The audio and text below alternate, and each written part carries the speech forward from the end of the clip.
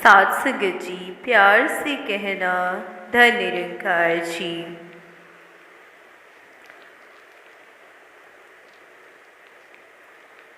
संत निरंकारी पुस्तक गुरुदेव हरदेव भाग 1 page number 8।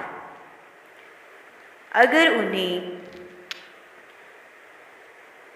गुरुदेव की यह आदेश भरी आवाज़ सुनने को न मिली होती तो न जाने इस देश या सुदूर देशों में बसने वाले निरंकारी भक्त अपने हृदय सम्राट की हत्या पर कौन सा मार्ग अपनाते। निरंकारी भक्त आपका संकेत पाकर सबके भले की कामना में रत हो गए।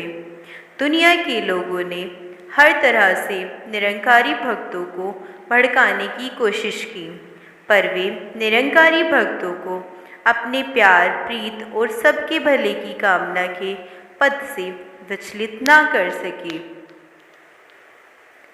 हर निरंकारी बच्चा, बूढ़ा अथवा उबलते खून का नौजवान आपके आदेशों के सामने पूर्ण रूप से नतमस्तक होकर सभी निर्भीक भाव से प्रचार कार्य में पुनः जुट गए।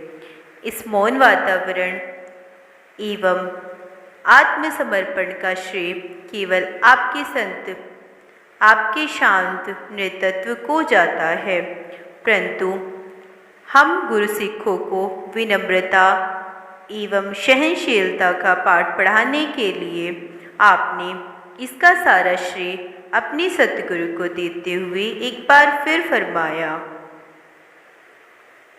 साथ संगत, संसार आज देख रहा है कि सतगुरु बाबा गुरुवचन सिंह जी के वचन में कितनी शक्ति है, उस महात्मा की भावना कैसे प्रबल थी। हालांकि उनके अपने साथ कैसी घटना घटी, लेकिन फिर भी उनका जो वचन था वह कितना बलवान निकला कि ऐसी दुर्घटना घटने पर भी महापुरुषों ने भाणे को, प्रभु इच्छा को मीठा करके माना। सच्चाई की आवाज़ में यही शक्ति होती है। जो लोग सच्चाई को अपना लेते हैं, केवल वही लोग सहन कर सकते हैं। इतना कुछ होने पर भी भाणे को मीठा करके मान सकते हैं। गुरुदेव हरदेव की ये पंक्तियाँ कि जो लोग सच्चाई को जान लेते हैं, केवल वही सहन कर सकते हैं, अथवा इतना कुछ होने पर भी भाणे को मीठा करके मान सकते हैं, मानव मन को एक आस्थावान आस्तिक के आसन पर सुशोभित कर देती है। भक्त भगवान की इच्छा में जीता और मरता है। सच्चा भक्त प्रभु के विधान को ही सर्वोपरि मानता है। वह कभी अपनी इच्छा प्रभु पर नहीं थोपता। मानव मन को सही दिशा देने के लिए महात्मा अपना क्रियात्मक जीवन प्रस्तुत करता है।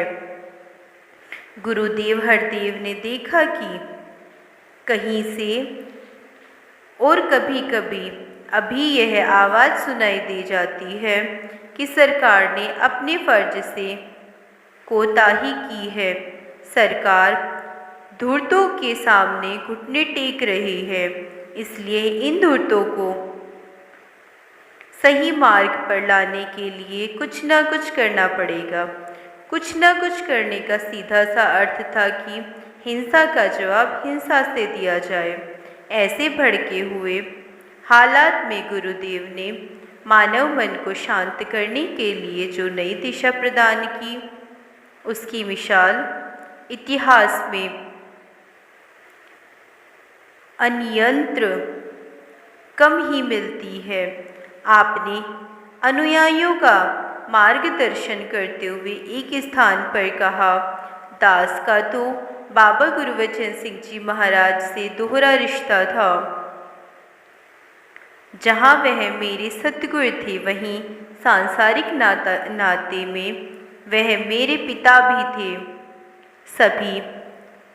सबसे पहले दास के मन में ही आना चाहिए था कि उनके साथ जो कुछ हुआ इसके लिए कुछ करना चाहिए, लेकिन उनके जो आदेश थे, उनकी जो सिखलाई थी, उसने मेरी खुद की भावना को दबा दिया। उनके दिलों में जो दूसरों के प्रति दर्द था, जो सच भावना थी, वह प्रबल रही। गुरुदेव ने आगे फरमाया, ये सब निरंकार के अपने खेल होते हैं।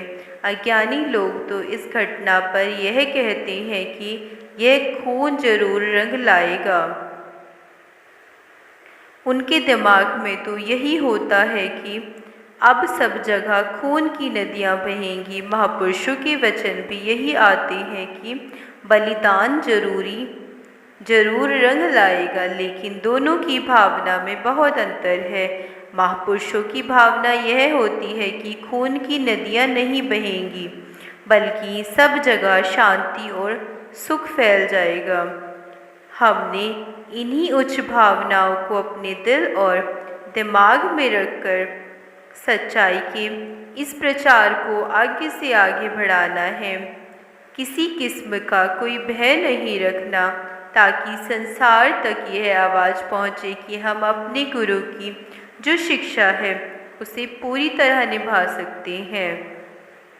इतिहास पढ़ने पर पता चलता है कि दुनिया में जितना अत्याचार धर्म के नाम पर या धर्म की रक्षा के नाम पर हुआ, उतना और किसी कारण से नहीं हुआ।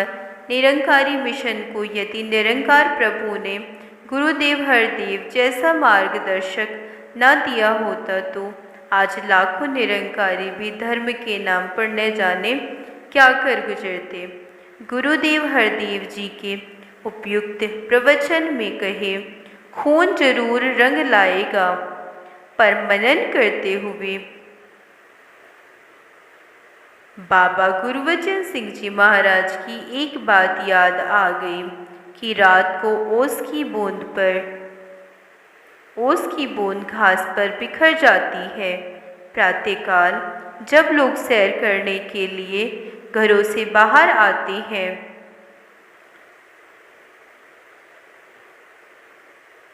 तो जो मन करके सुखी होते हैं, वे ओस की बूंदों को देखकर अनायास कह उठते हैं कि प्रकृति ने रात भर खुशी में चारों ओर मोती बिखेरे हैं। लेकिन जिनके मन में किसी प्रकार का कोई दुख या पीड़ा समाई होती है, उन्हें कहीं ओस की बूंद प्रकृति द्वारा बहाए गए आंसू दिखने लगते हैं।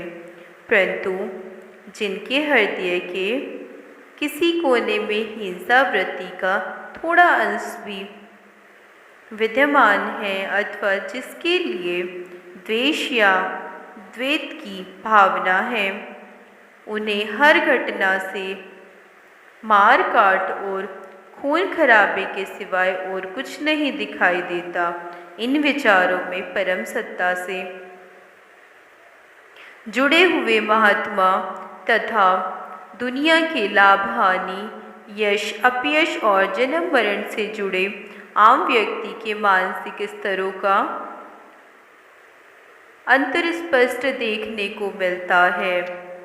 निरंकारी जगत समझ रहा था कि उनका इष्ट देव उनसे संत महात्माओं जैसा जीवन चाहता है। परिणामतः निरंकारी भक्त जज्बात की लहरों में बहने से बच गए और लोगों को विशेषता धार्मिक जगत को धीरे धीरे समझ आने लगी कि ईश्वर को जानकर मानने वाले लोगों में असीम सहन शक्ति का गुण अनायास ही आ जाता है। उन्हें अब यह बात भी स्पष्ट समझ में आने लगी थी कि धर्म जीवन का हनन करना नहीं सिखाता, अपितु जीवन प्रदान करने की व्यवस्था बताता है। सत्य धर्म और सच्चे धर्मात्मा की साख एक बार फिर सदियों के पश्चात मानव मन में स्थान बनाने लगी थी। दुनिया को यह तथ्य स्वीकार करना पड़ा कि वास्तविक धर्म को अपनाए बिना संसार में सुख शांति का साम्राज्य स्थापित हो सकना कठिन ही नहीं, असंभव भी है। एक बार भावावेश में कुछ नौजवानों ने दाएं बाएं से गुरुदेव हरदेव जी के पास यह भावना पहुंचाई कि हम खून का बदला खून से लेंगे। इस संदर्भ में गुरुदेव जी ने हजारों के जनसमूह को संबोधित करते हुए अप्रोक्ष रूप में ऐसे नौजवानों को समझाया। बाबा गुरबचन सिंह जी की हत्या पर कई महापुरुष कई प्रकार से सोचते हैं। कुछ नौजवानों को जोश भी आता है। यदि कोई यह सोचता है कि खून का बदला लेना चाहिए तो दास यही कहेगा कि हम खून का बदला तभी चुका पाएंगे अगर हम गली गली मोहल्ले मोहल्ले में बाबा गुरबचन सिंह जी का संदेश पहुंचा पाए। जो संसार वैर भावना में जल रहा है उस तक ठंडक पहुंचाई जाए। कुछ समय तक गुरुदेव मुख्य रूप से निरंकारी भक्तों को ही संबोधित करते रहे। इस दौरान आपने जहां सामयिक विषयों पर विशेष चर्चा की, वहीं भक्तों के जीवन को संवारने वाले व सार्वकालिक एवं सार्वभौतिक विषयों को भी अछूता नहीं छोड़ा। एक और जहाँ गुरुदेव निरंकारी भक्तों को अपने मनों से बदलने की भावना निकालने की प्रेरणा देते रहे, वहीं दूसरी ओर उन्हें गुरु सिक्खी से परिपूर्ण आदेश जीवन जीने की कला भी समझाते रहे। आपके द्वारा ऐसी भावना पर दिए गए प्रवचनों ने निरंकारियों के मनों में भड़क सकने वाली बदले की आग को प्राय शांत कर दिया, लेकिन कुछ मनों में कुछ हलचल भी मच रही। हम बुरे व्यक्ति की बुराई ना करें, ऐसा कर पाना ही आसान नहीं, इससे भी बढ़कर बुरे व्यक्ति का भी भला मांगना यह कठिन ही नहीं, असंभव भी लगता है। यह सोच कर कुछ मनों में हलचल कायम रही। वे इसे अव्यावहारिक समझते थे। एक दिन एक महापुरुष ने साहस करके आपसे पूछ ही लिया, हुजूर, आप अक्सर फरमाते हैं कि हमें सदा सभी का भला मांगना है।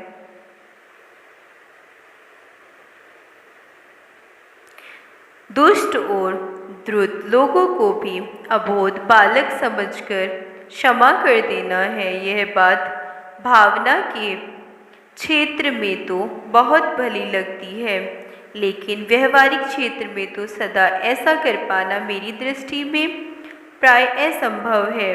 यह कैसे हो सकता है कि हम बुरा करने वालों का भी भला मांगे? यह सब कुछ उसने आपकी आँख से आँख मिलाए बिना पूछा था। उत्तर पाने के लिए उसकी आंखें अनायास ऊपर उठ गई। आपके चेहरे पर वही सहजता, वही सरलता और वही एक रसता झलक रही थी। हाँ, होठों पर मुस्कान के चिन्ह स्पष्ट दिखाई दे रहे थे।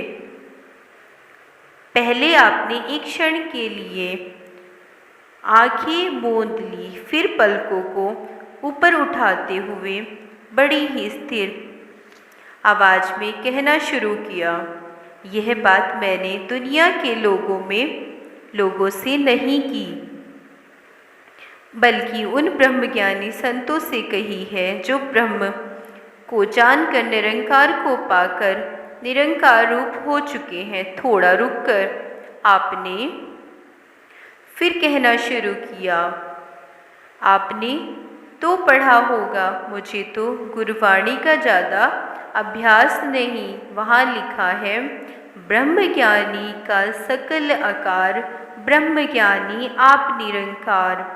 अब आप खुद समझ सकते हैं कि जब सत्य का बोध हो जाने पर सारा संसार ब्रह्मज्ञानी के लिए अपना ही रूप हो जाता है।